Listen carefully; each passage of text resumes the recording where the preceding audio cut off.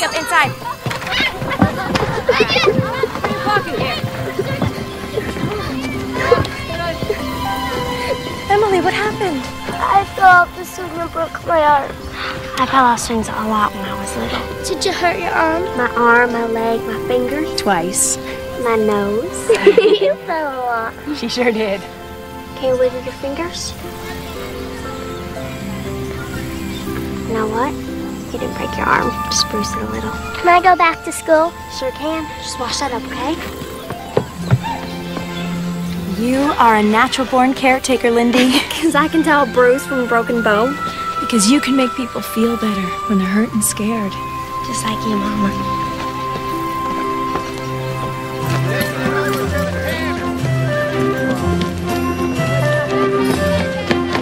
Lindy, what brings you into town? Came to get my newspapers, and I thought I'd ask my best fella to take me lunch at the hotel. One of these days, somebody else is going to be your best fella. And I'm going to get just a little jealous. There may be another fellow in my life someday. Will you always be the best, Papa? That's worth the best meal the hotel has to offer. How'd you get to be so clever to wrap me around your little finger? By the way, I hear Dr. Jackson's looking for a new assistant. You mean it? Absolutely. I better get down there before somebody else gets the job. What about lunch? Another time, Papa. So much for being her best fella.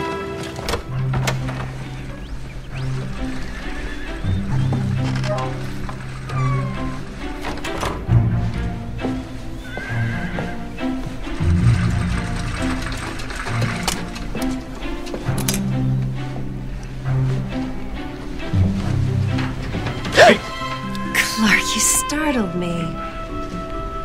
What are these for? Nothing in particular. Maybe I just wanted to give my beautiful wife some flowers. Mr. Davis, you do turn my head. I'm out to steal a kiss. You don't have to steal it. Grandma? Grandpa? Did you get all the eggs? You know, the Reds have a habit of laying in the barn. Did you check there? No. Stop lollygagging around. Come on, get to it. Yes, sir.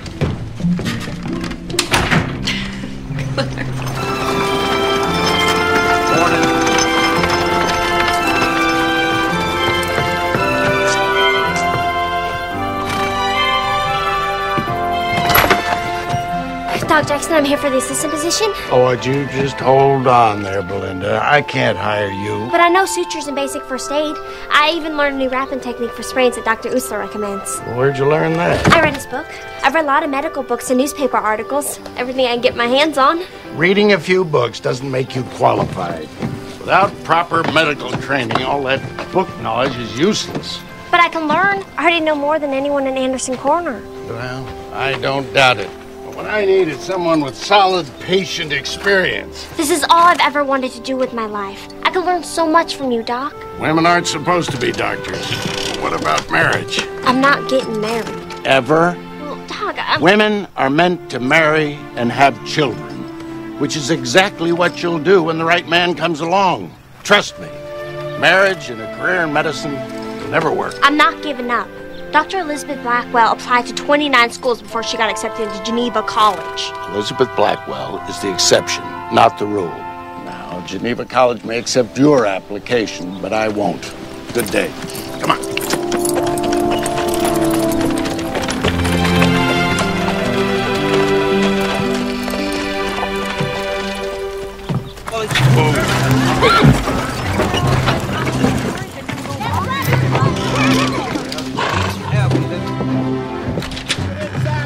Hey. Hey, Clark, what can I do for you? I just came into town to pick up some supplies from the general store. I thought I would stop by to see if the five of you would like to come out to dinner tonight. Oh, that sounds good. I'm always happy to eat at your house instead of mine. Oh, really? Well, not that Missy's cooking isn't good. It's interesting. It's all right, Zach. I love my daughter dearly, but I have to admit, she does not take after her mama when it comes to cooking. Excuse me, Sheriff. What can I do for you? I'm Drew Simpson. My uncle was Hank Simpson. Hank was a fine man. My condolences. Well, thank you, Mr. Davis. Clark Davis. Our place is next to Hank's. And, he was a good neighbor. Unfortunately, I didn't have the opportunity to meet Uncle Hank, living so far away and all. Where are you from? New York City. New York City. I bet that's a sight different than our little town. Oh, yes. Well, I mean, it's much bigger and a little bit more cultured and sophisticated. This place is clearly rather rustic. Rustic. Anyway, the stage driver suggested I ask you for directions to my uncle's place. Now, I can do better than that. Got my buckboard right outside. I'll take you out there myself. Oh, that's awful kind of you, Mr. Davis. Sheriff? Good day. Get up, man.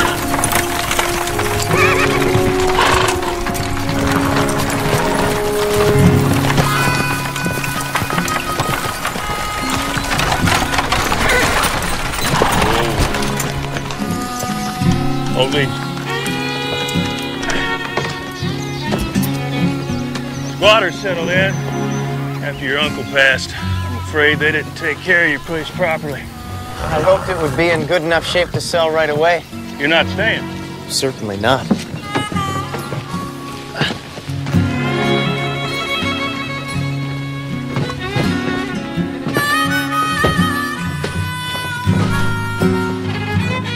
It'll take a sight of work to make it presentable.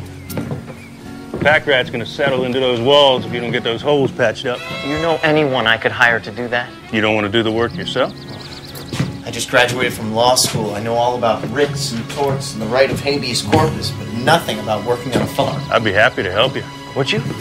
Well, thank you. I'll pay you, of course. Oh, it's mighty generous, but no thanks. I can't let you work for nothing, Mr. Davis. You be allowing me to repay a debt to a good friend. Then I accept. Good. Please sit down. Thank you. It's great that you could come in today. I really appreciate it. It's no problem. It's nice to see you. We haven't had a chance to talk since you moved here, Mrs. Kent. Please call me Sadie. Caleb is a bright boy, but he's very behind for his age, especially in his reading and writing. He isn't doing his homework, and he said that you and his father won't help him with it. I'm afraid my husband Charles don't hold much with schoolwork. Well, I'm sure you understand the importance of a good education. I know how bad it feels when you don't have one. I only got through the 2nd grade before I had to stay home with my mom, take care of the younger kids.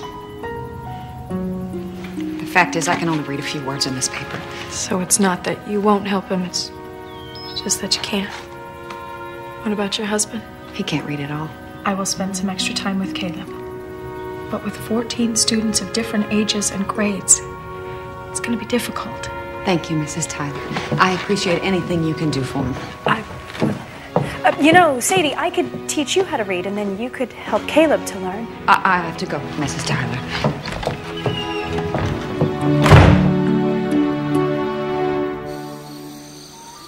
I should have figured it out. The Kents have kept to themselves since they moved into town. Couldn't have known, Mama. Well, the signs were all there. I just missed them. Hey, Mom. Hey, sis. What's for dinner? Brunswick stew. And it's almost ready, so you boys go and wash up for supper.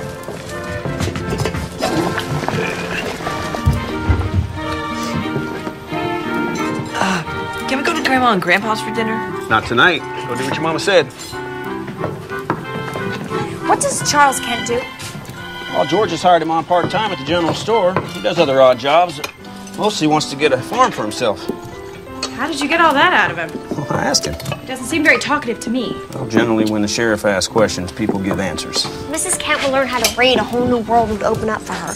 Just like it did for me, Mama, when you taught me how to read. Well, she'd become a different person. Maybe that's what her husband's afraid of. What kind of woman allows her husband to dictate to her that way?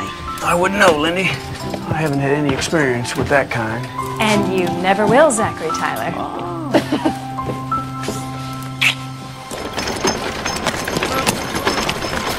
Miss! Hello, miss! Is there a doctor in town? Yes, you heard? No, not me. My employer, Mrs. Stafford Smythe, has grown gravely ill. We were on the stagecoach passing through and Mrs. Stafford Smythe became ill. I fear for her life. I didn't think she'd make it, miss. How long has she been like this? An hour or so, miss.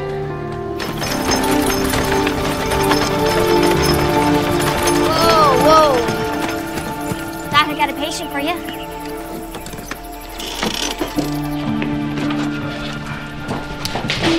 All right, bring her over here on the table. Put her right here. Put her right. That's it. All right. Watch your head. Watch your head. All right. Okay. Breathing is fine. Pulse is steady. Her skin's claiming to the touch, Doc. Mrs. Stafford Smythe began slurring her words and her sentences didn't make sense. Then she collapsed. You been drinking? Of course not. Mrs. Stafford Smythe has an occasional glass of sherry, but she is a lady. How long y'all been traveling? We left Beacon Hill nearly 2 weeks ago. What's she doing out here? Visiting friends in Denver. The Montgomerys, a very prominent family. Do you think she had a stroke, Doc? Why would you say that? I read about the symptoms in Grey's Anatomy. Can you help her, Doctor? Well, unfortunately, I have another patient, possibly a breech birth. But you can't leave Mrs. Stafford Smythe. Well, there's nothing I can do for her until she comes to. And she seems fairly stable, and there's only one of me, and my other patient's situation is urgent. So if you can just watch out for her until I get back. I'll say, Doc. I don't have much choice, do I? All right, just make sure she's comfortable and keep a close eye on her. And I'll get back as soon as I can.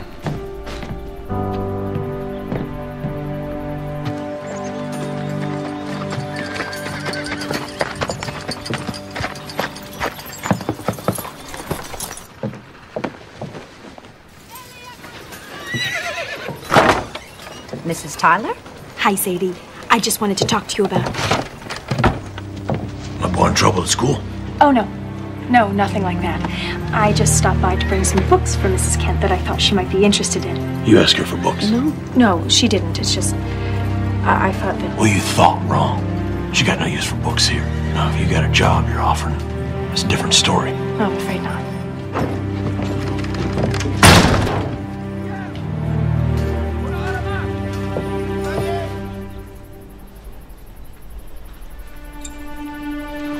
Dr. Jackson, she's awake. Heaven's day. Get up. Mrs. Stafford Smythe. Mrs. Stafford Smythe. My name is Dr. Jackson. And I believe you've had a stroke. My photos, coats, all right, Miss... bags. Calm down. Calm down. This is not good for you, ma'am. Have all left. I have your bag, madam, right here. All your things are inside. Her speech has obviously been impaired. Well, I don't think it's as bad as it could have been. Hopefully, the slurring will diminish pretty quickly and she'll regain coherent speech. There's some paralysis on her right side. But her left side seems unaffected.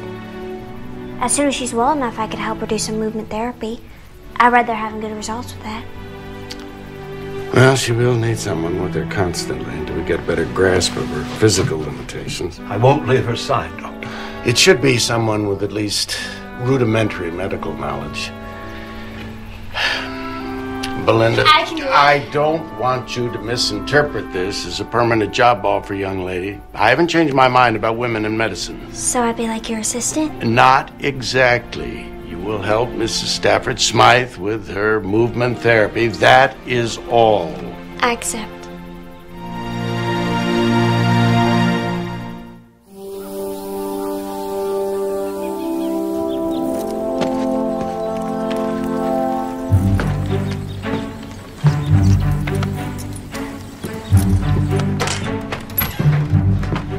Well, good morning. Something I can do for you, son? Well, yes, I got this problem. A carbuncle that is driving me crazy.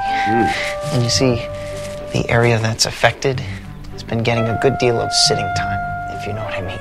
Oh, so you're trying to tell me you got a boil on your backside. All right. Well, bend over the table there and drop your drawers and we'll have a look.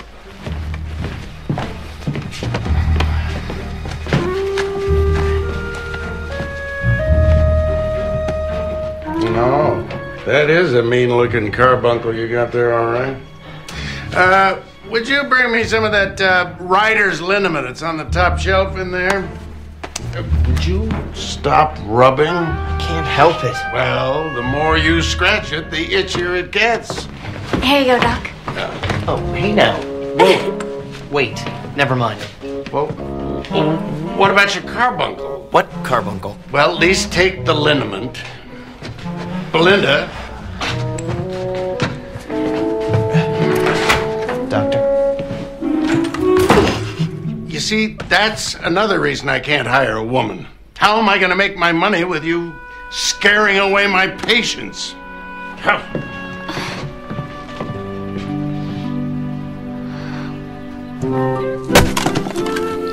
what do you think? Let me get this straight. You want to hire Sadie to help you at school so you can teach her to read without her husband knowing? It's an ingenious plan, if you ask me. And just what will you have her do? Whatever needs to be done. She can sweep the floors, clean the blackboards, keep the wood stove burning. Simple things that allow her to learn along with the children. And don't you think the way you're going about this is just a little sneaky? I think the Lord will forgive my methods if I can offer this poor woman a path out of the darkness of ignorance.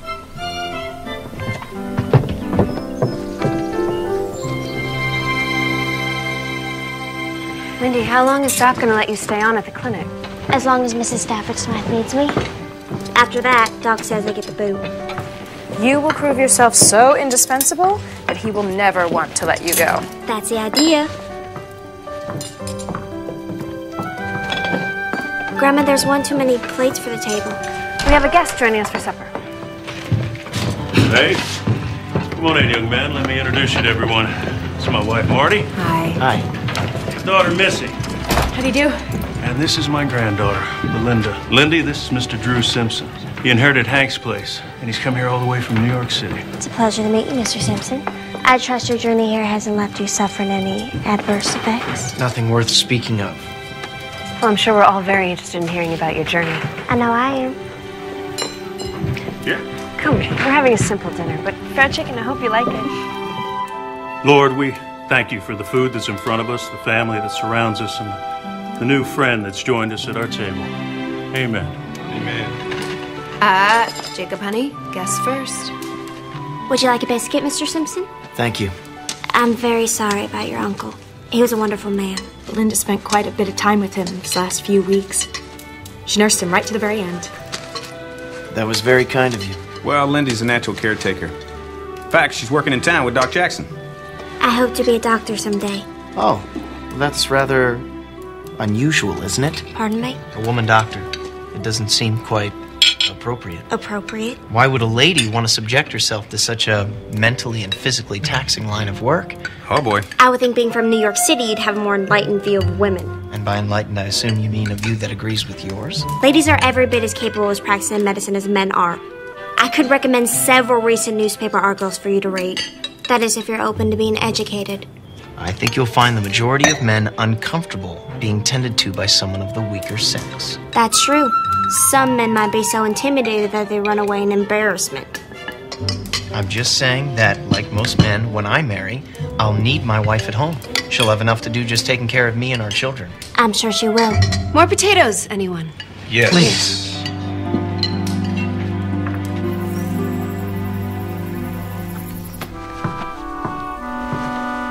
You're awake? Good. How you feeling, Mrs. Stafford Smythe? Tired.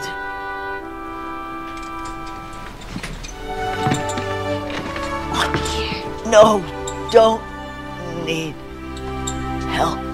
Your speech is better today. But not my arm. With movement therapy, it's possible to regain use of your arm. Like this. Don't touch me. You're awake, madam. This is wonderful. Don't fuss over me, Windsor. Oh, sorry, madam. We should let her get some rest. Of course, miss. I'll be in the next room, madam. I won't leave you. I know you won't, Windsor.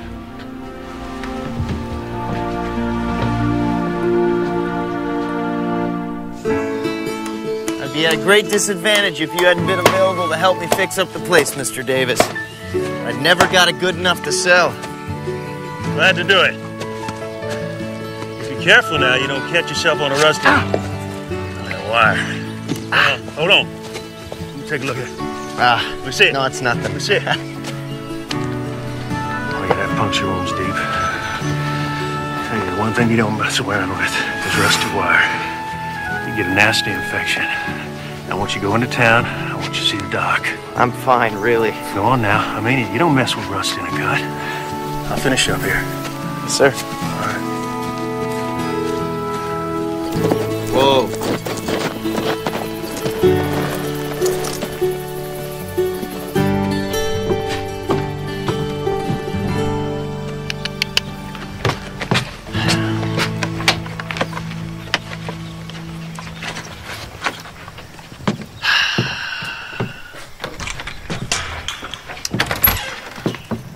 Afternoon, Mr. Simpson.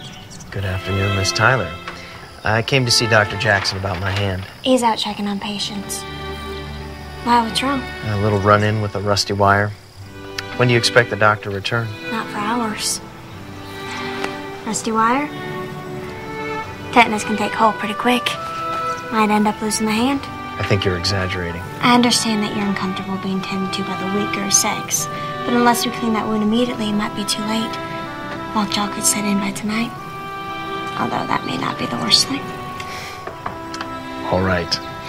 How much humble pie do I have to eat to persuade you to help me? Just enough to make me believe that you sincerely regret saying that I have no business becoming a doctor. I most sincerely regret it.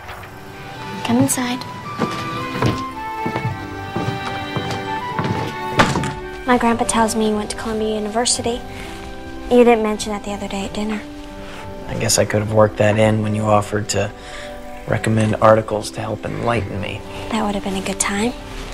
You're so fortunate to have the opportunity to study at Columbia. I suppose that's true. I can't be a doctor without the proper education. Most hospitals won't even consider me for a nursing position. But the proper education requires a great deal of money. I've been saving for a long time. I'm sorry if it stinks. Oh, no, it's all right. Actually, you've been very gentle. There. You're all set. Remember to keep the wound clean. At the risk of bringing up an old argument, I must say that you're a bright and beautiful young woman. Beautiful? Yes. Anyway, you'll surely be married before long. Why would you want to waste your time preparing for a career that you'll have to leave? Why does every man assume that I'm on a hunt for a husband? Isn't that the goal? Find a mate, settle down, have children? As a lawyer, everything is black or white to you, isn't it? Well, that's rather simplistic, but there is a clear-cut sense of right and wrong in the law that I've come to appreciate. That's why we're different.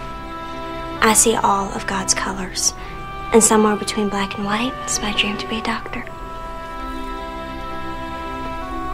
I should get back to the ranch. Of course. Please tell my grandpa I said hello.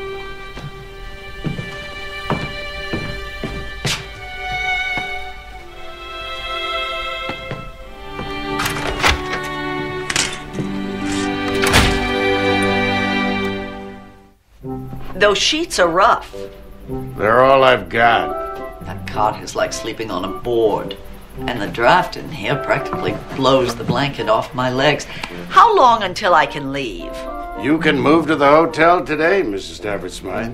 If Belinda will stay with you, can you do that? But I thought I'd continue to work here with you. Mrs. Stafford Smythe needs a nurse. I thought that's what you wanted to be. Actually, I want to be a doctor. It's all settled then.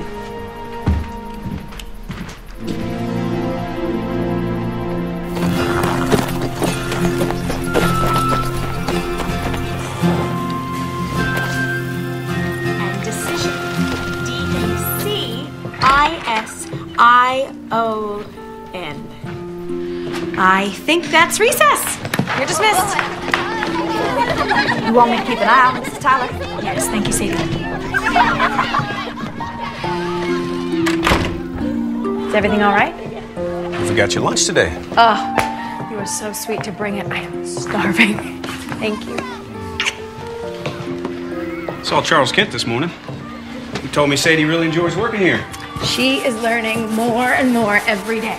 She's already ahead of Caleb. Now she can help him with his work. I know how much you want to help Sadie, but Charles is a proud man.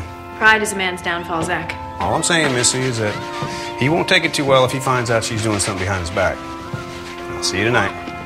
Bye.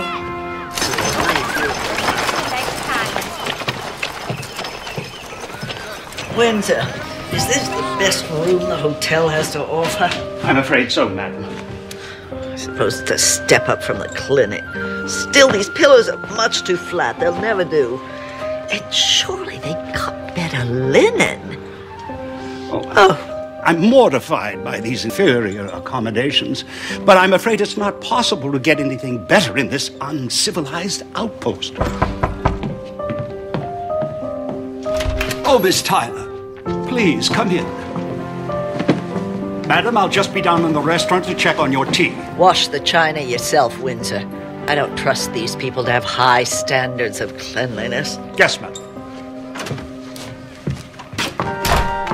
How you feeling today, Mrs. Stanford Smith? How do you think I'm feeling, being forced to endure these primitive conditions? You know, we're not all uncivilized here. Really? Did I somehow miss seeing the opera house? Or a good library? Or even a hat shop with the latest fashions from Europe? No? I thought not. Anderson Corner has other things to offer. Such as? Good people, and a church that welcomes everybody, including strangers. And we take care of each other in difficult times. You've never even been outside this small town, have you? Actually, I was born in New York. I didn't come here until I was 14. So I do know a few things about the world outside. But I much prefer Anderson Corner. You actually like it here. Compared to New York, it's heaven on earth. I'm going to miss it terribly when I leave to study to be a doctor. Well, now there's a surprising ambition for a farm girl. I believe it's what God called me to do. God? Ha! Don't put your trust in God, young woman. He is unconcerned with your ambitions. You don't mean that. The only thing you have to rely on in this world is yourself. I must be awful lonely believing in nothing but myself. When you've had a little experience with the harsh realities of life, you'll abandon that naive faith. I've had a great deal of experience of harsh reality. Without my faith, I'd expect I'd be much like you. How's that? Very unhappy.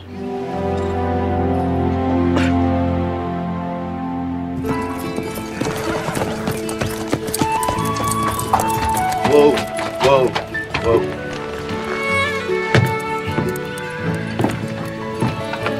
Hello. Hi.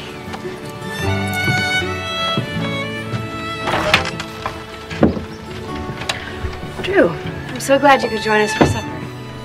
Belinda, I need some eggs, please. All right, Grandma. Everyone here works for their supper.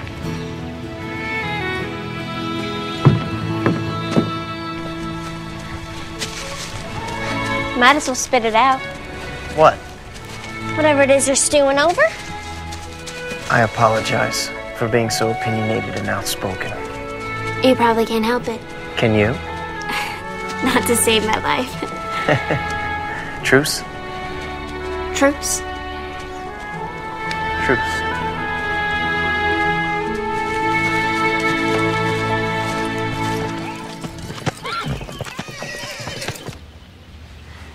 Now remember, as I'm moving your arm, gotta imagine you're doing it on your own, okay? I saw you reading late into the night last night. Oh, I'm so sorry. Did light keep you awake? My age keeps me awake. I'll turn the light out earlier tonight. Must have been a very interesting book to keep you awake at that hour. Oh, it is. It's called The Laws of Life, and it's written by Dr. By Elizabeth Blackwell. You know of her? I heard her speak in Boston. She's a very intelligent woman. Can't imagine what it must be like to hear her speak in person. You sound like you greatly admire her. She's done so much to pave the way for women to become doctors. And that's what you want to be. I'll be fortunate if I'm able to train to be a nurse. The schooling for doctors is terribly expensive.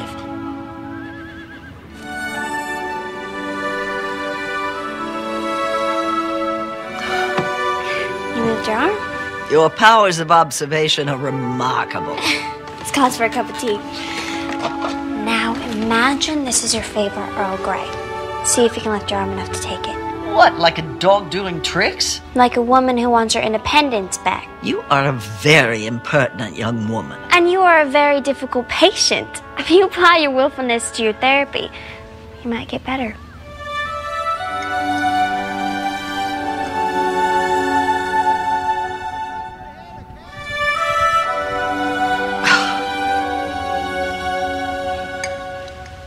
We'll try again in the morning.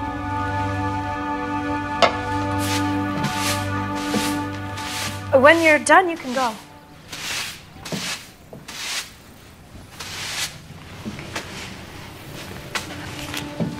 Who is Charles Dickens?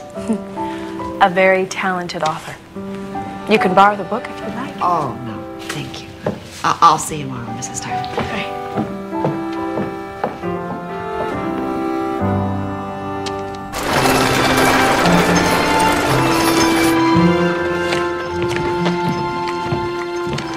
boys. What can I do for you? Mom needs some flour. All right, what kind? She usually has wheat. Wheat's good. Yeah. All right. You okay, Mr. Brown? Oh! Mr. Brown! Dad, Mr. Brown is ill.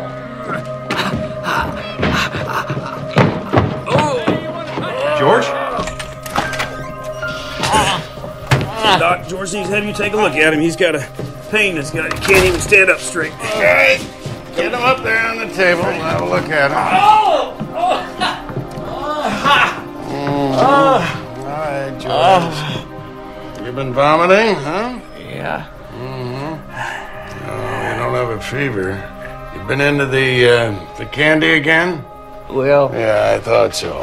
I gotta get back to the office. If you need anything, let me know, Doc. All right, thanks, Hank. Bye, Daddy. Would you get my watch over there on the desk, Belinda? Take his pulse. Checking for rebound tenderness. Well, if you're so smart, what am I doing now? Using McBurney's point method to diagnose withdrawal. 125. And I suppose you have an opinion. I think he has acute appendicitis. He probably needs surgery. If he has an appendicitis attack, it's not bad enough to warrant surgery. But if his appendix were to burst, Doctor... Burst? Just calm down, George. There's nothing to worry about now. You can get up. All right.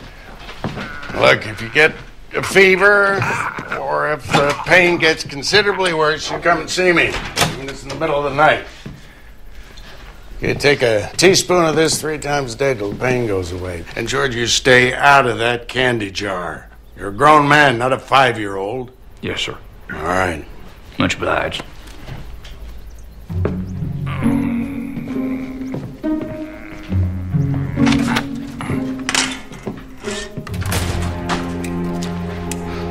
Now, listen here, young lady.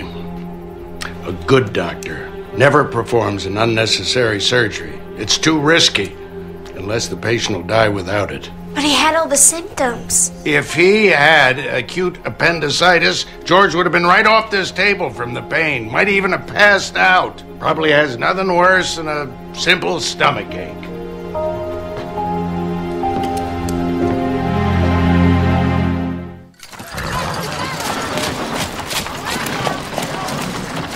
Mama, what's this word? Capture. And this one? Elephant. It says, then they went out to capture the wild elephant. How do you know what that says, Sadie? Mom was learning to read at school with me, Pa. She's real good.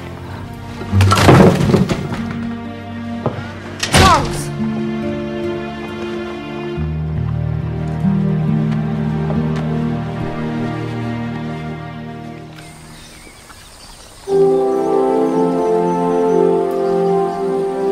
Oh, you sure are a lucky man to have a wife who cooks like Marty does.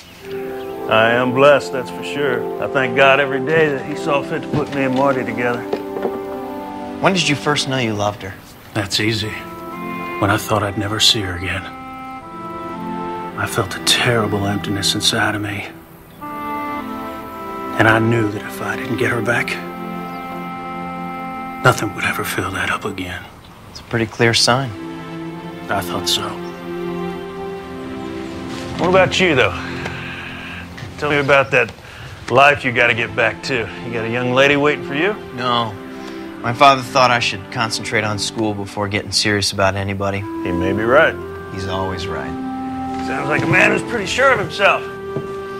If he's ever had a moment's doubt, he hasn't admitted it. Considers it a weakness, I'll bet. Yeah.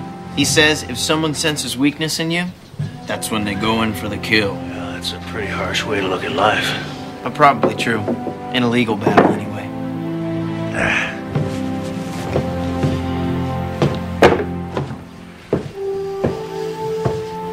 Now, we can both go up on that roof. You can find a way to hurt yourself again. Or you can take the wagon into town and pick up those supplies that we ordered. That's an easy choice, sir.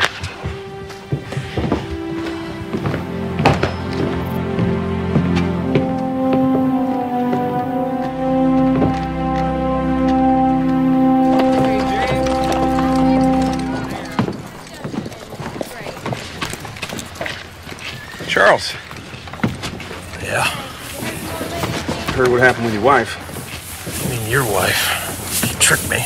I'm not apologizing for Missy. She was acting out of kindness and with the honest intent to help. I don't see how this has anything to do with you, Sheriff. Unless there's some new law about reading that I don't know about. You know, Charles, there's no shame in not being able to read. The shame is from not even trying. Hey.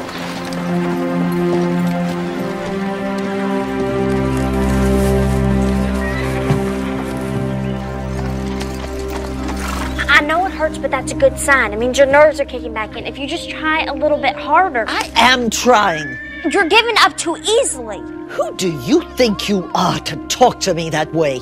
An ignorant, low-class girl in a godforsaken town in the middle of nowhere. I may not have a college education, but I'm well-read and definitely not ignorant. And as for class, I come from a good family that could teach you a few things about what that word really means. Get out of my sight. With pleasure.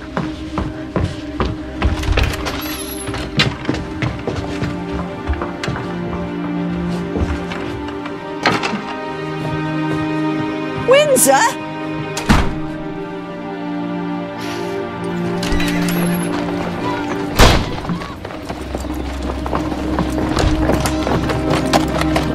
Miss Belinda!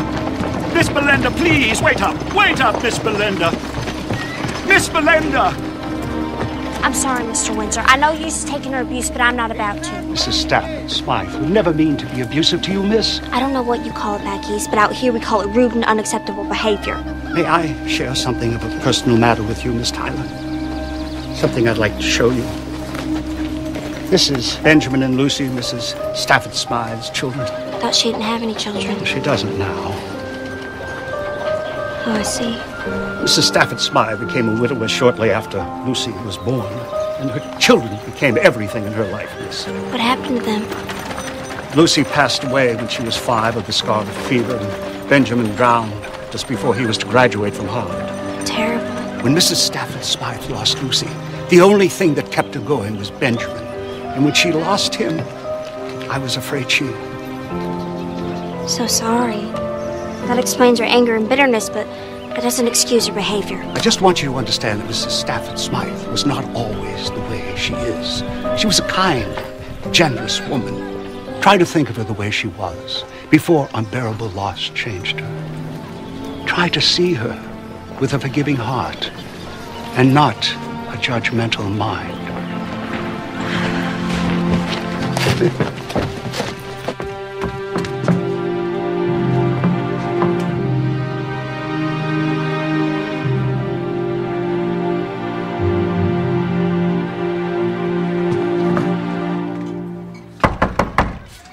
Come in.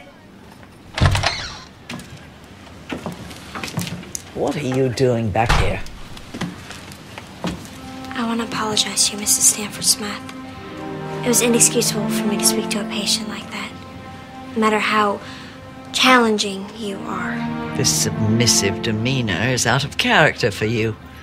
Does it have anything to do with Windsor rushing out after you? He told me a little bit about your background, but please do not be angry with him. He knows better than to discuss my private life. He's devoted to you. The only reason he told me is because he believes you need me. I don't need anyone to help me. We all need someone. I lost my mother, father, and baby sister. When I was 9, my little brother Jacob and I had to go live in an orphanage. How did you get here? On an orphan train. They go from town to town, giving kids to whoever want them. Sometimes they're good families, and sometimes they're not. If it wasn't for Missy and Zach, me and Jacob would be separated forever. I'm sorry for you, Belinda. But now you know why I turned from God. No, I don't. How can you still have faith? I know we never really die. I'm connected to the people I love in life, and I know we're still connected in death. A comforting thought if you can believe in fairy tales, which I can't. That's enough for today. You may go.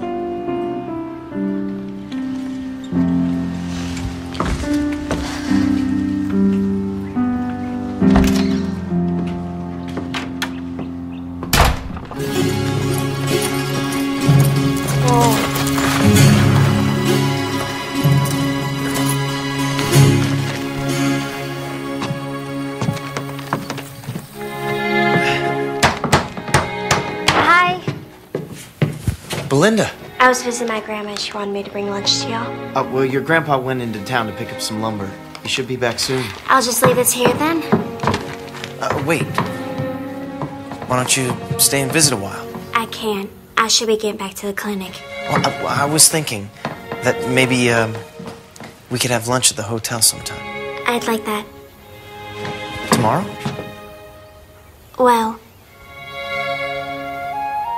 sure.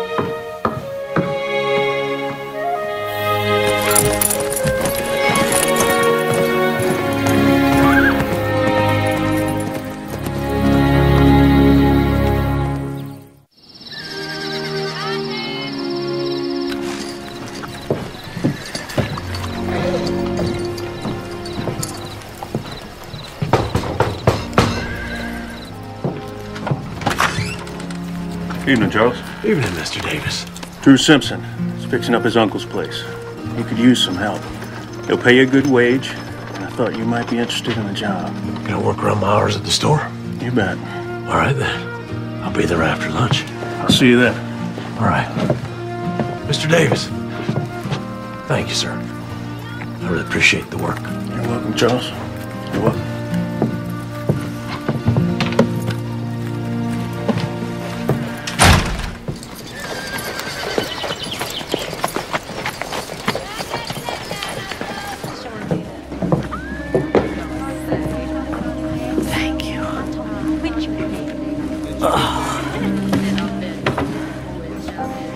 I envy you your faith, Belinda, but I can't share it. And even if I could, it doesn't change the fact that the only reason I didn't let that stroke kill me is my distant relatives who are just waiting for me to die so that they can inherit my fortune. I think the whole reason your stroke didn't kill you is because God has work for you. Find a purpose about loving other people. And losing them. The fact that you grieve deeply means you love deeply. There's so many people out there who need what you have. Who would that be? At the orphanage, there's hundreds of children without parents or parents who just simply give them away. So you're suggesting I give money? Not just money. Yourself. You have so much love to give and they need love. Aren't we supposed to be practicing? Reach for the teacup. One hand.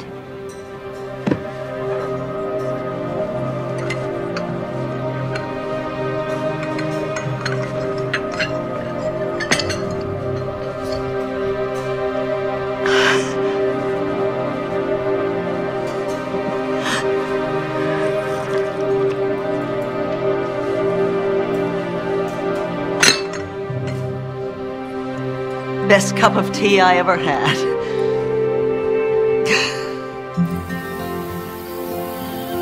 Hold her right there. Okay. That'll do it. Thanks again, Charles.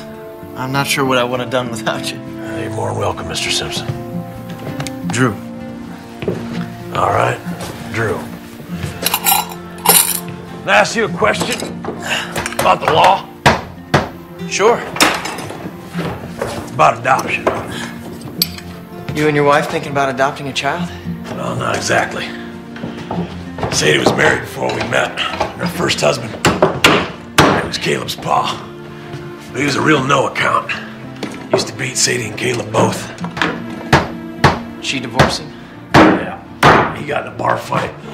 And he hurt some fella real bad and they put him in prison. Gave Sadie a chance to get away, but he's fixing to get out soon. And I know he's gonna come looking for Caleb. Now, if I can adopt him, does that make him my boy? And ain't nobody can take him away? That's right. Sadie's awful worried that he won't give up his claim to Caleb. Well, under normal circumstances, he'd have to agree to it. But because he's been in prison, there's no way the court would favor him over you. You sure about that? Well, I'll draw up the papers to petition the court. We'll see what the judge has to say. Well, now, I can't pay you right now, but You don't have to. Well, I don't take charity. Consider it part of your wages for working here. Like a bonus for doing a really good job. All right. Thank you, Drew. It's my pleasure, Charles. I just passed the bar. I'll take those for you When folks. I return home, I'll join my father's practice. Does he practice criminal law? Nothing nearly so unsavory. No, he handles mostly contracts, wills, trusts, that sort of thing. My father represents some of the wealthiest people in New York. So you only be helping the rich people? Well, that's who our clients are. They don't have to be. You could help the less fortunate. We work with people who pay our fees. Is that all you care about? Money? Don't be ridiculous. That's not what I meant. It seems to me you don't have a real passion for law. Well, the definition of law is reason free from passion. Do you have time to take a walk? I should be getting back to Miss Stafford Smythe. A short one.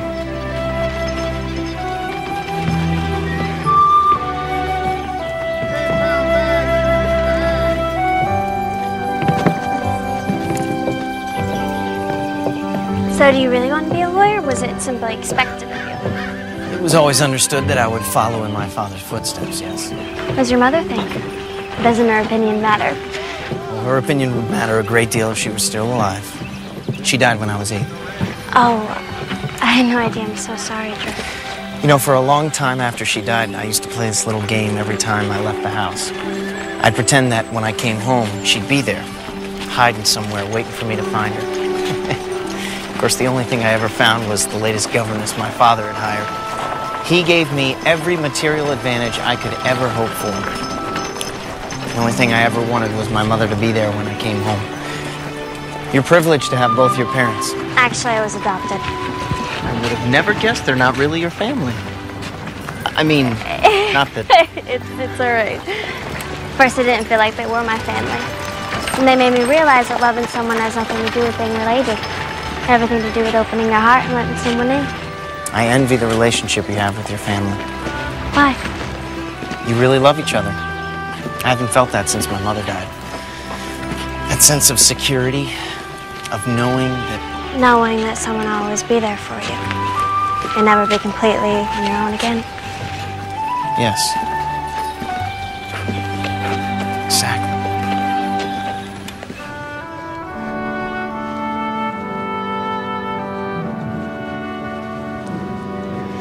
You see? My. You have made remarkable progress, Mrs. Stafford Smythe. I must say I am very impressed. To be truthful, I wasn't sure you'd regain use of your arm. Nor did I think so, but Belinda was stubborn about my therapy. She'd listen to me grouse and complain, but she never gave up on me. She's a remarkable young woman, don't you think, Doctor? Yes, she is. Indeed, remarkable. I know you must be anxious to get back to Boston, and I think you can start planning to go home now. Oh, thank you, Doctor. So, what did you ride all the way out here to ask your grandma? Seems while I wasn't looking, my life just got really complicated. This wouldn't have anything to do with Drew Simpson, would it? I'm attracted to him, and it's not fair. To you or to him? Both. He's becoming a distraction. I can't let that happen. Everything seems to be getting a lot harder all of a sudden. Only a few years ago, I knew just how to get answers to my questions. You wish it was simple again, like when you were a child? You could say a heartfelt prayer to God and then just listen for his guidance? Yes. Belinda, it's still that simple.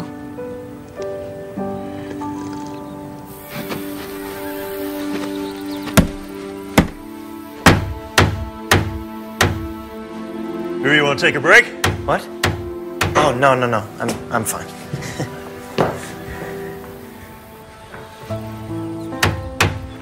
Something weighing on your mind?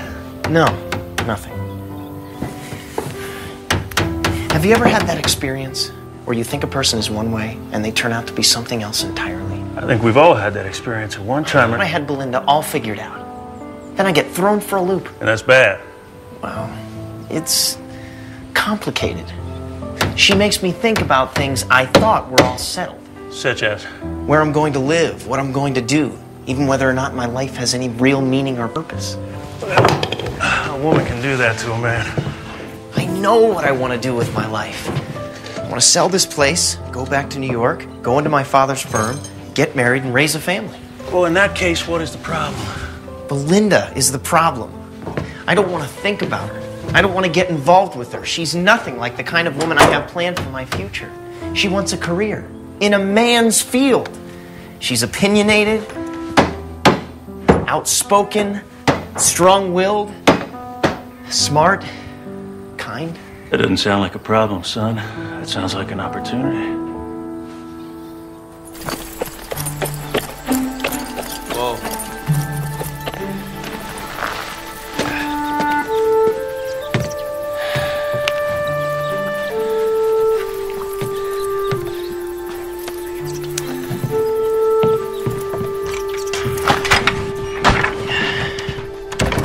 Is that your hand again?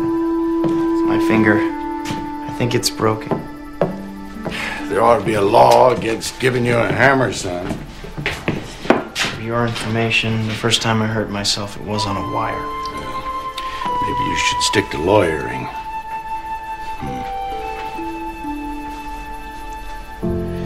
Belinda, why don't you look at the boy's hand?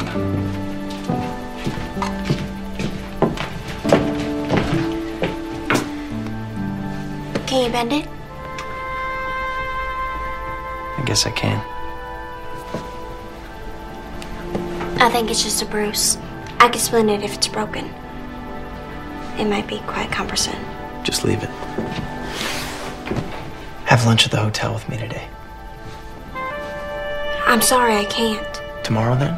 I have Mrs. Stafford Smythe to tend to. Well, maybe we could find time. Do you want the splint? What?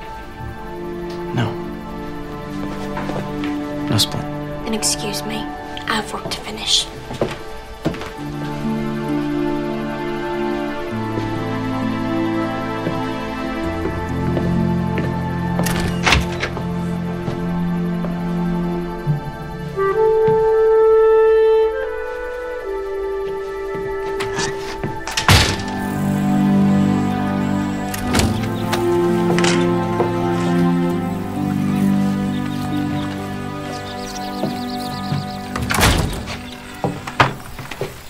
Belinda, wait. I have to get home, Drew. I have things to do. Why are you being like this? What happened? I don't know what you mean. Yes, you do. When the farm sells, you'll be moving back to New York, right? Well, yes. And I'll be staying here.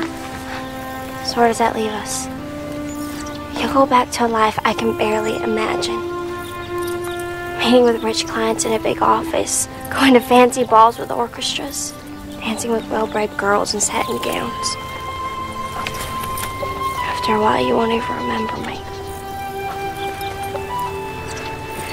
Hand me that, please.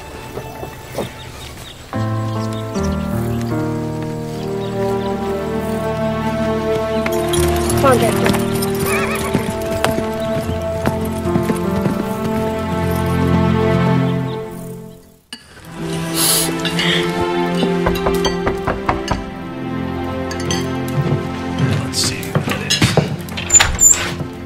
Hey, Charles. Evening, Sheriff.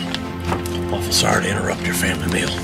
Would you like to join us, Charles? Oh, no, thank you, ma'am. I just came to drop this by. It's for Miss Belinda.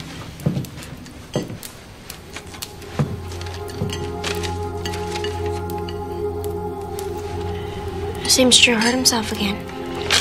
I better go check on him. I'll be back as soon as I can, Mama. Thank you, Charles. Sure.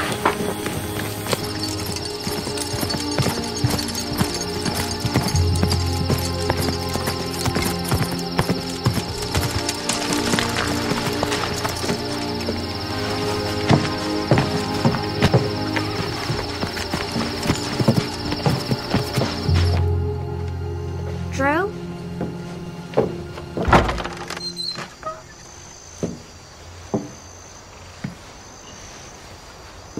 What? I believe this belonged to my aunt. Probably meant a great deal to my uncle. This isn't a fancy ballroom. There isn't an orchestra.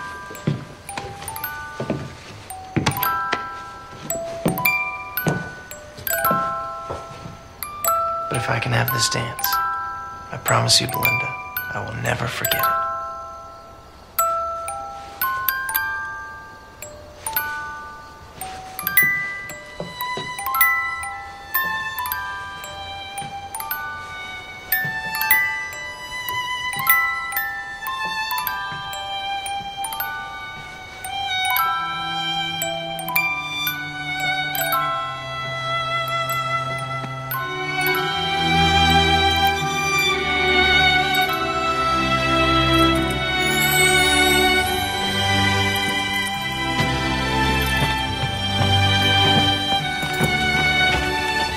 You know this doesn't change anything, Drew. I think it changes everything. I should go in. I'll see you tomorrow. I don't think... Tomorrow.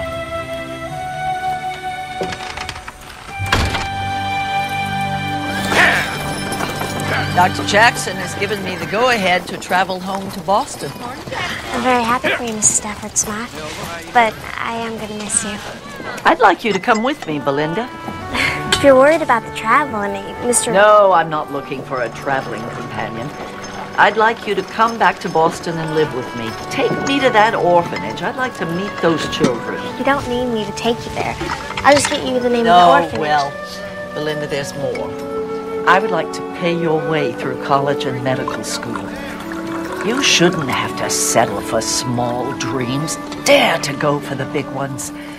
You'll make a fine doctor, Belinda. That's a much too generous offer, Mrs. Stafford Smythe.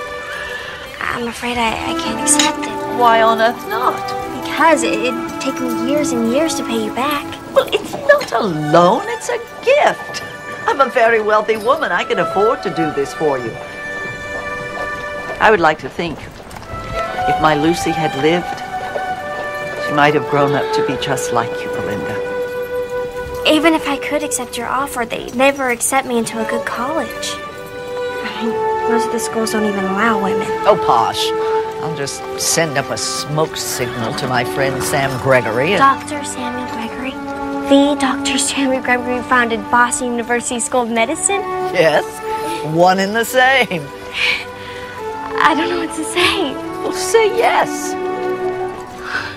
Thank you, Mrs. Stafford Smythe. Thank you. Now, I know that you'll need to talk this over with your family. But when I leave next week, I hope you'll be with me.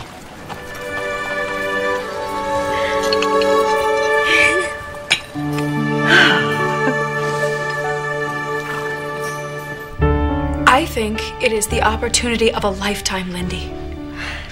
But Boston is very far away. And we'd certainly miss you. And I'm gonna miss you. And Papa and Grandpa and Maddie and Jacob. I can't leave Jacob. Oh, we'll take good care of him. Besides, we all knew that you were going to have to leave Anderson Corner one day if you were going to get a good education. It scares me about thinking of leaving everyone.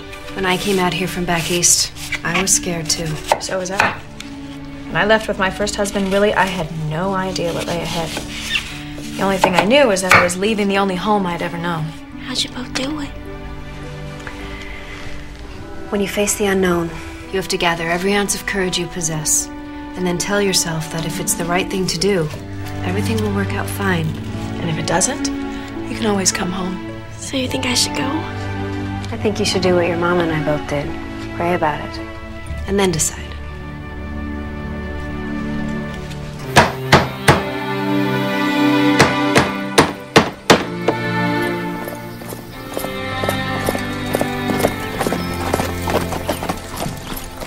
Linda, what a wonderful surprise. I can only stay a moment, Drew. Something entirely unexpected has happened and I wanted to let you know. I hope it's something good. Actually, it's amazing. Mrs. Stafford Smythe has asked me to go to Boston with her. She's gonna put me through school. That's incredible. I know what it must mean to you. You know Boston isn't that far from New York. Maybe we could... That's just it, Drew. No, we can't. Why not? As soon as I get my medical degree, I'll be coming back here, practicing with Doc and hopefully taking over for him someday. You may change your mind when you get to Boston. It has a great deal to offer. It doesn't have what Anderson Corner does. My family, people who really need me, they probably won't have a doctor when Doc's gone. Linda, we can work this out. I've thought hard about this, Drew. I've prayed even harder. I would never fit into your world. My life is here. The only way we could be together if one of us is miserable. Belinda. I said what I came here to say. Belinda. Belinda!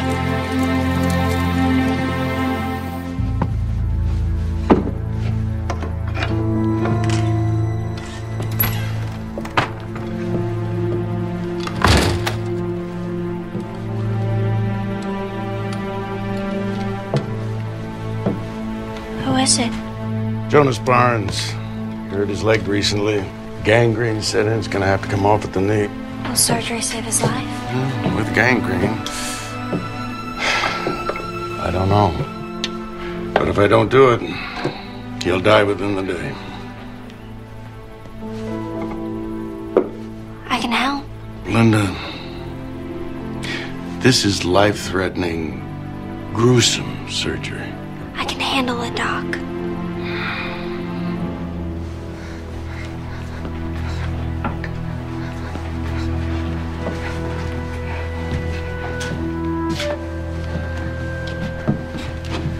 Cora, I need you to wait outside.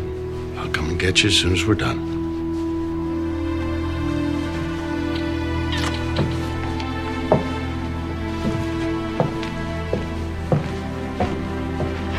All right, Jonas. I think we're ready to start. Maybe you could say a little prayer first. Of course. Belinda? Lord, we are eternally grateful that you are here with us now, and pray that you bless Doc with a steady hand, and bless Jonas with a peaceful heart, and Cora with the knowledge that you are in control of this day. Amen. Amen. Amen. All right. I need you to lay back there now. Everything's gonna be all right. Count to 10 with me, okay? 1, 2, 2, 3, 3, 4, 4, 5, 5. 6.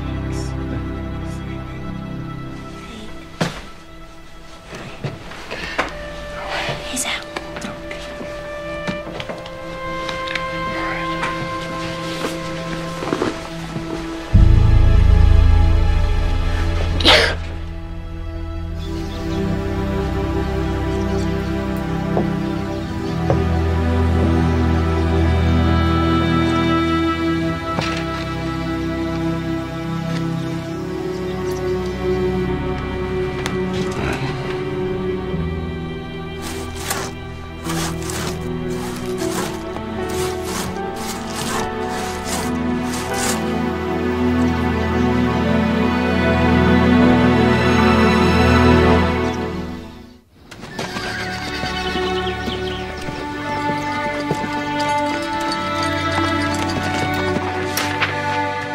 This starts the process to make you legally Caleb's father.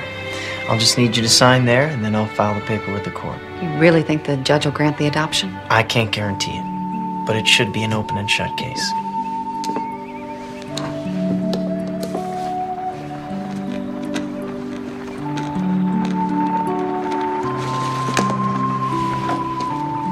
Your turn, Charles. Can I sign for Charles? Well, I'm afraid not. You just put your X right there.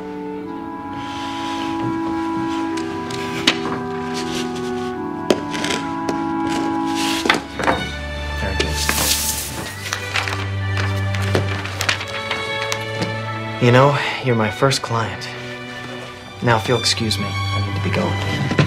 Thank you so much, Drew. I really appreciate it. You're more than welcome.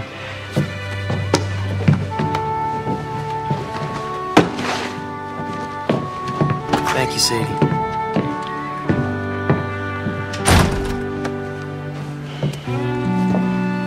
Charles, we haven't talked about what happened with Caleb. I want to explain. No, you don't have to, Sadie. I'm sorry I went behind your back, but I don't understand why you don't want me to learn to read. I reckon if you learned how to read, you'd see that there's a whole lot more out there than what I can give you and Caleb. Charles, you are the finest man I've ever known. I don't know what Caleb and I would have done without you. Oh, Sadie, I love you both so much. And I've been mighty proud to give Caleb my name. But I wonder if he's going to be ashamed of me. You know what would make your son proud of you, Charles? Seeing that his father had the courage to do something very hard, and all because he loves his son so much. If I can do it, I know you can, Charles. Sure would be nice to be able to read that piece of paper that says I'm Caleb's pa. I think she might teach us together.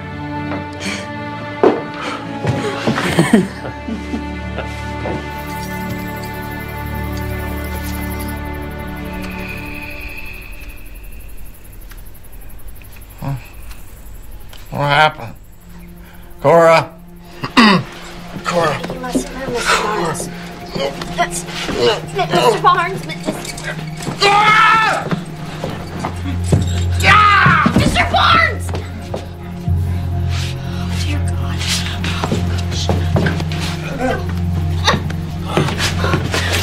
What happened? He got scared. He started asking for Cora. I tried to stop him, Doc. I'm so sorry. All right, go get some bandages. Hurry. Hurry. Get you back into bed now, okay? Help me if you can. All right. Just calm down now. Just calm down. Calm down. All right, it's gonna be all right. Now, Jonas, it's gonna be all right. It's gonna be all right. Listen to me, Jonas. You have to relax. Jonas. Shh, shh, shh. All right. Shh, shh. You have to relax. Jonas. Oh, Jonas. Please don't do it. Oh.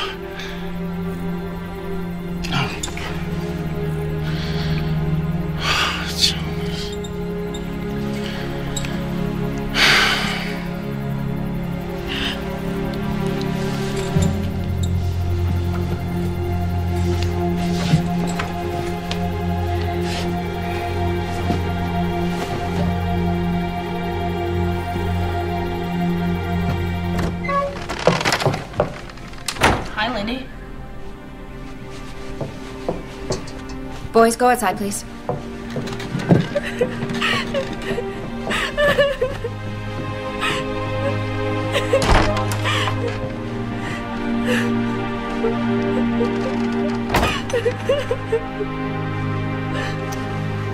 Poor dear. I tried, Grandma. I really did. He was so strong. How could he be so strong after what he went through? He was very frightened. Fear can do that. I haven't seen anyone die since my mom and baby sister. So horrible to see the life drain out of him so fast. I'm so sorry, darling. It was so awful. It wasn't your fault, Belinda.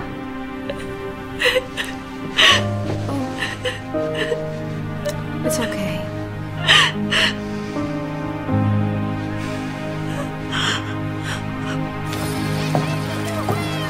It must be hard on him to lose a patient he's tried so desperately to save.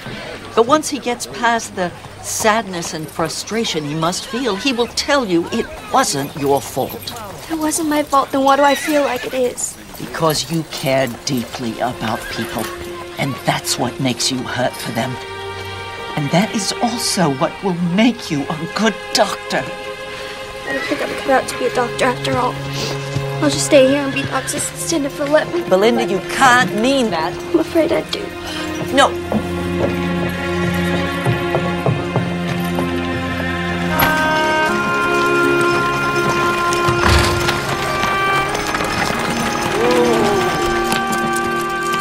Hello, Mrs. Stafford's mind. Did you tell Belinda it was her fault that poor man died?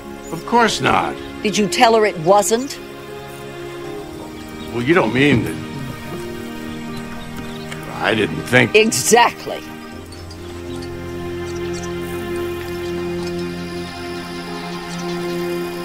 All right. That ought to do it.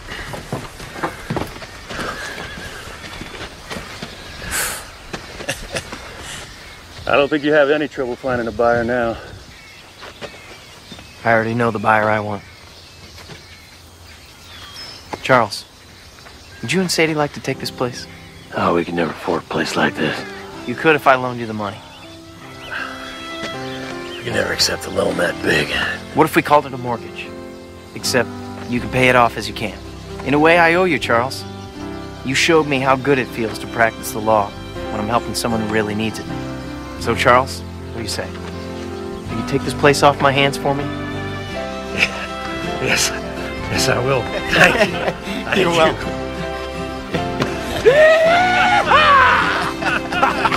Oh, that's funny. Mighty nice.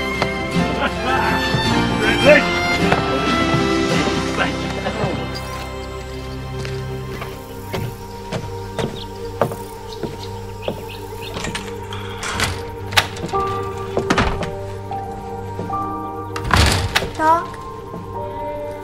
Doc, are you here?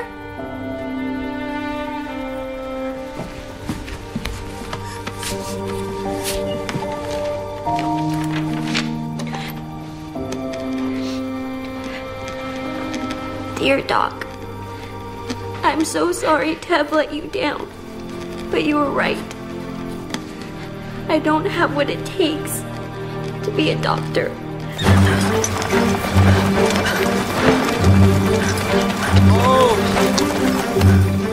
Can I help? She can barely breathe. We have to get her to doc.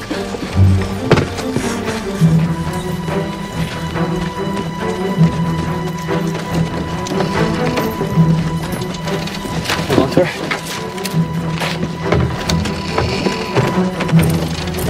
Come on, boy.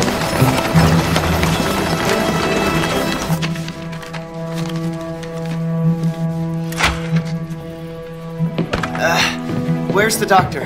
He's not here. Belinda, I need your help. You have to help her. She's turning blue. I don't know what to do, Caroline. I'm sorry. You're her only chance right now. I can't be responsible for Sally's life. This is your destiny, right? This is what God wants from you. You have to believe that, Belinda. I do. Please. Okay. Trouble breathing. What is it? What's wrong with my baby? It could be a number of things. If my diagnosis is wrong. Please, Belinda.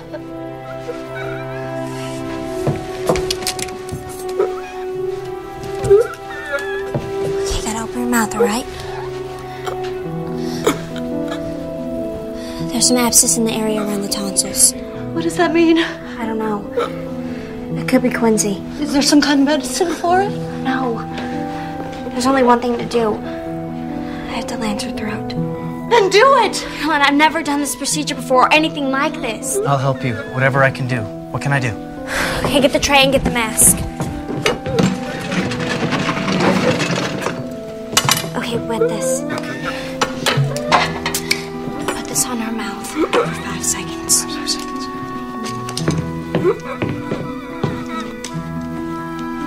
1, 2, 3, 4, 5.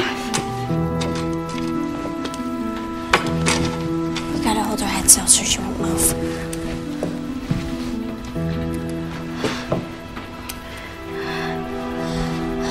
Dear God, guide my hand.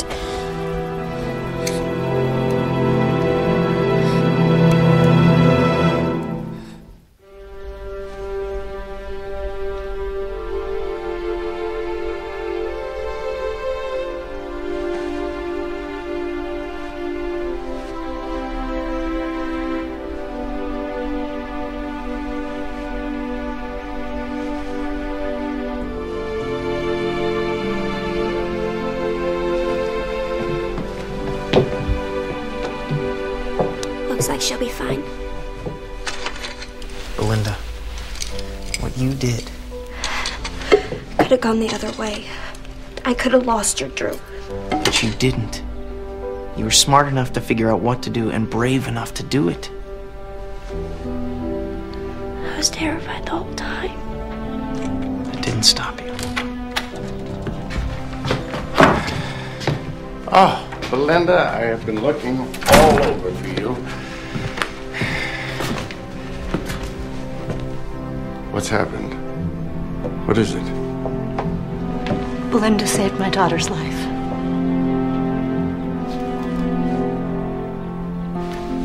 All right, now, up for me. Well, I bet that throat is really sore, huh? Good excuse for your mama to churn some fresh buttermilk for you. I sure will.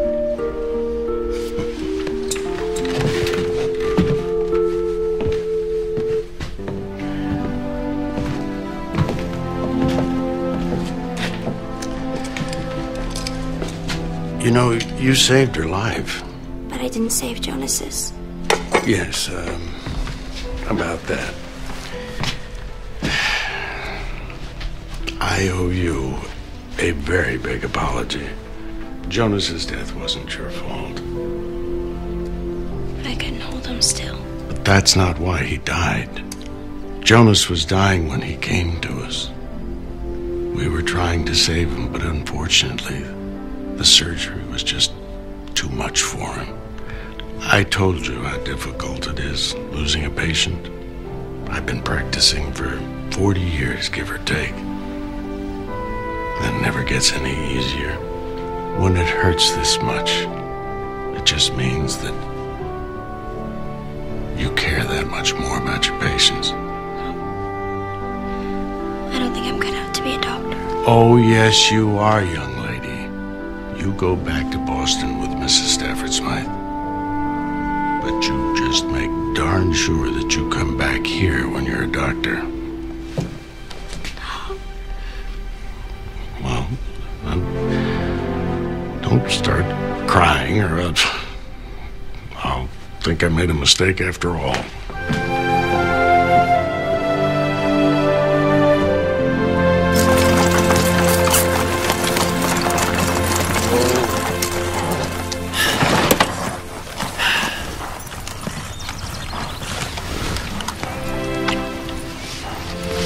That's for having more faith in me than I had in myself.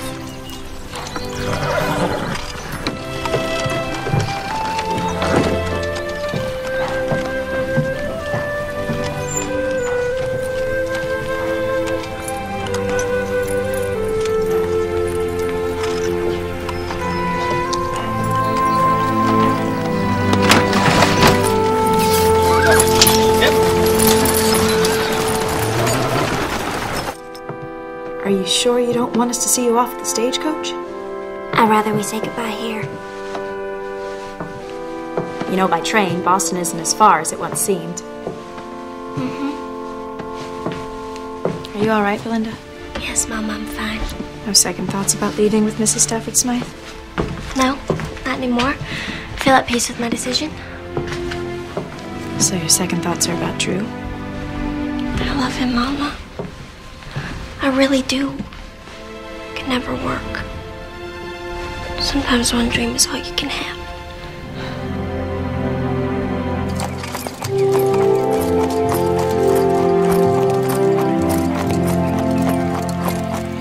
Whoa.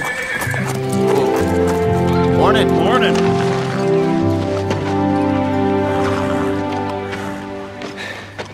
I just wanted to say goodbye, Clark. And thank you for everything. You headed home? Charles and Sadie are moving on to the farm. I'm headed back to New York tomorrow. I imagine Belinda left. We said our goodbyes at Missy this morning. She's probably getting on the stage right about now. You asked me once, when I knew I loved Marty, but you never asked me what I did about it. What was that? She left on a wagon train, going back home. I went after her. You love someone, you truly love them, you don't let them go. I've learned a lot from you, Clark. And what are you doing still standing here? Don't you have a stage to catch?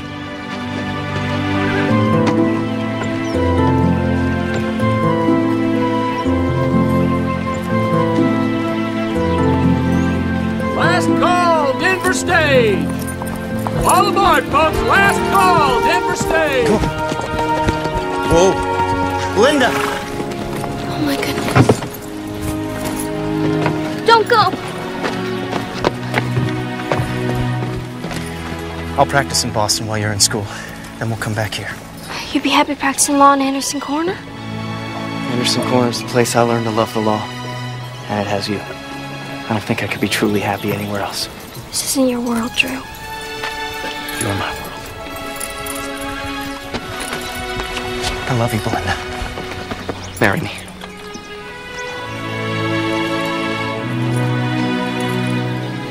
Oh, there's a train back to Boston most every day. You'll catch one next week. Windsor will meet you at the depot, won't you, Windsor? I'd love to marry you, Drew.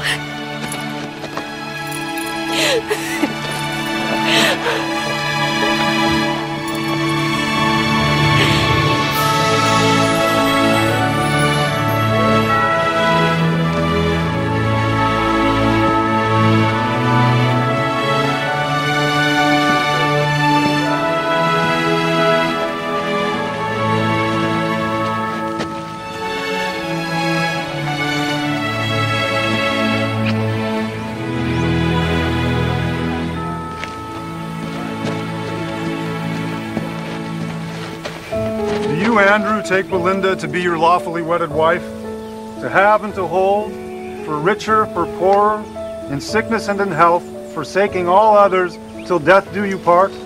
I do. And you, Belinda, take Andrew to be your lawfully wedded husband, to have and to hold, for richer, for poorer, in sickness and in health, forsaking all others, till death do you part? I do.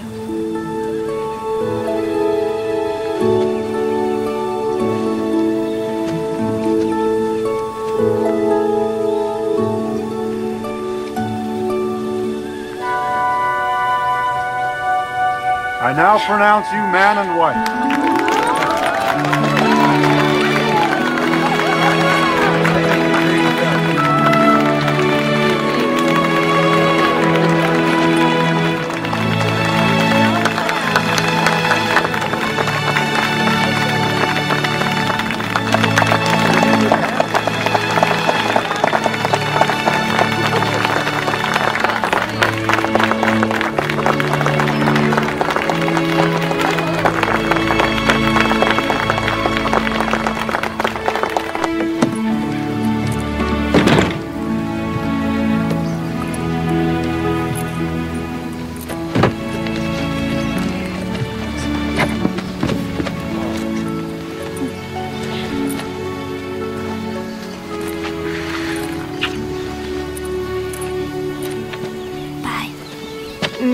Be safe. You know I will. You know I will. Take care, son. Thank you so much. Bless you.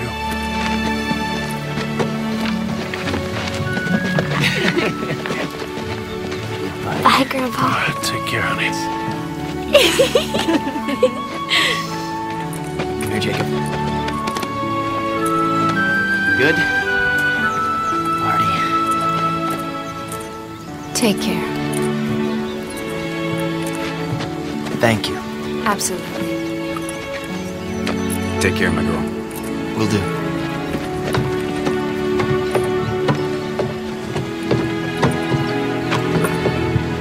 You ready?